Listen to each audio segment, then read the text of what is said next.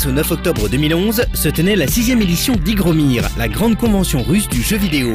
Igromir signifie « le monde des jeux » en russe et se déroulait cette année au centre d'exposition Crocus Expo à Moscou. Notre présence fortuite dans la capitale russe à la même période nous a donné l'occasion de partir à la découverte de cet autre marché du jeu vidéo en plein développement. Autrefois cannibalisé par le marché noir, le marché du jeu russe est finalement devenu viable il y a quelques années, lorsque les autorités sont parvenues à éliminer la vente à la sauvette de produits multimédia dans les rues et les stations de métro. Après une période de forte croissance, ce marché est toutefois à nouveau fragilisé par la démocratisation du haut débit et le piratage par téléchargement. C'est pourquoi le jeu PC, autrefois prédominant en Russie, perd du terrain face aux consoles, poussées par les éditeurs occidentaux et japonais. Il apparaît clairement que pour les géants du jeu vidéo, le jeu PC est un champ de bataille perdu d'avance. Cette mutation se ressentait particulièrement à Igromir. Les stands de jeux consoles étaient présents en force et Microsoft, Sony ainsi que Nintendo n'avaient pas lésiné sur les moyens pour conquérir les gamers russes. Pourtant, tout n'est pas gagné pour les 3 poids lourds des machines de salon, car les joueurs russes ont des goûts bien particuliers.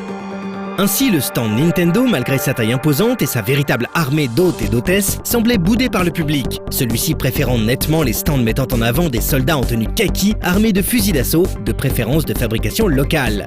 Et oui, les joueurs russes préfèrent les jeux militaires réalistes aux cabrioles des plombiers moustachus. Modern Warfare 3 et Battlefield 3 étaient indéniablement les stars du salon, avec des stands littéralement submergés. Même l'aïeul Counter-Strike continuait d'attirer une foule importante. Plus importante que celle du stand de StarCraft 2, Heart of the Swarm, qui, dans une convention européenne, aurait été pris d'assaut. Un autre genre rencontre un vif succès en Russie, la fantasy, déclinée principalement sous forme de jeux de rôle et de jeux de stratégie.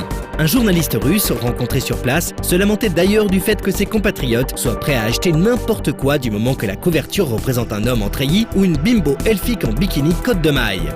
Pas sûr que ce soit si différent chez nous, tout bien considéré. Le PC n'a toutefois pas dit son dernier mot et se réinvente désormais sous forme de jeux free-to-play dont les Russes raffolent.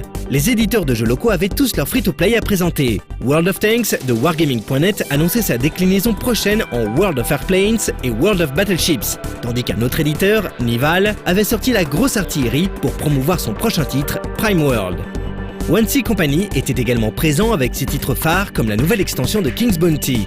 D'autres éditeurs russes étaient présents, à commencer par Buka et Akela, mais ceux-ci semblaient mettre en avant leur activité de distributeurs de jeux occidentaux, avec notamment une forte présence de titres Ubisoft. Buka récupérant Might and Magic Heroes 6, une série très populaire en Russie, tandis qu'Akela distribue Assassin's Creed. Cette occidentalisation du marché russe pouvait se ressentir à de nombreux niveaux. Les productions locales arborent désormais des titres en anglais, avec pour but avoué de séduire les joueurs du monde entier. Si on reste dubitatif quant au potentiel d'exportation de certains titres, la Russie est en tout cas bien partie pour devenir un acteur majeur du jeu PC free-to-play. Il sera intéressant de voir si cette tendance se confirme dans les années à venir. Petite note pour finir, Igromir est une convention bruyante. Le volume sonore est parfois insoutenable car en l'absence de réglementation, c'est un peu le jeu du qui fera le plus de bruit. Cette véritable ambiance de vente à la criée s'accompagne d'une surenchère de jolies filles distribuant des tracts dansant dans des cages en petite tenue.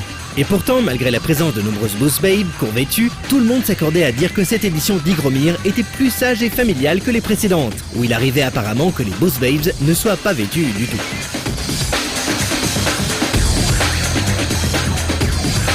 À part ça, et malgré quelques goûts différents, on constate que les gamers russes ne sont guère différents des gamers français. Dans les allées d'Igromir, on croise des visages que l'on jurerait avoir croisés au Paris Games Week ou à la Gamescom, des fans portant des t-shirts de Doctor Who ou encore des jeunes filles en cosplay Dofus, tout comme chez nous.